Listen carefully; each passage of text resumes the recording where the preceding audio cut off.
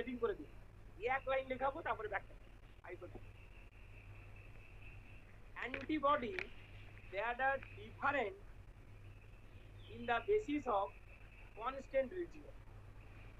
The antibody that are different according to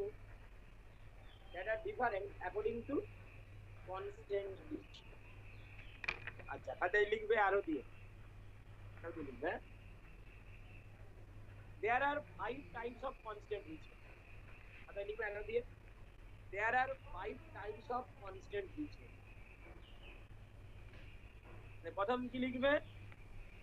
gamma equal to IGG. মানে gamma যদি constant region হয়, gamma সমান লিখবে কি আইজিজি, হয়েছে। মিউ সমান কি লিখবে আইজিএম, মিউ সমান আইজিএম, আর ডেল্টা সমান আইজিডি, তাই তো।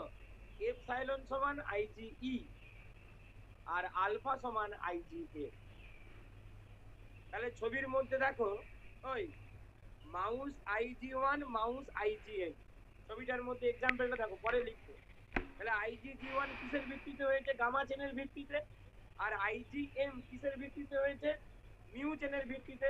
তাহলে যদি কনস্ট্যান্ট রিজিয়নের ডিফারেন্স থাকে তাকে বলে কি আইসোটাইপ। তাহলে মাস্টার এই যে কনস্ট্যান্ট রিজিয়ন মানে কোনটা? এফসি। আর ভ্যারিয়েবল রিজিয়নটা কোনটা? ফ্যাব।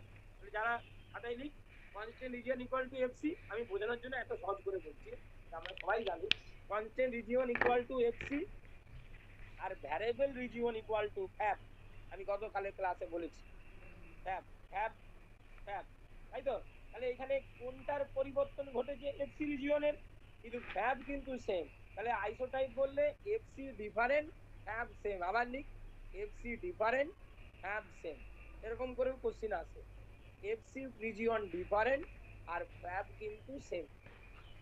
আচ্ছা, ফ্যাব যদি সেম হয় তাহলে নিশ্চয়ই আইজিজি1 আর আইজিএম সেম অ্যান্টিজেনে বাঁধবে। বাস্তবে কিন্তু তাই, আইজিএম আর আইজিজি কখনো ডিফারেন্ট অ্যান্টিজেনে বাঁধতে পারে না। তুই বলবে কেন?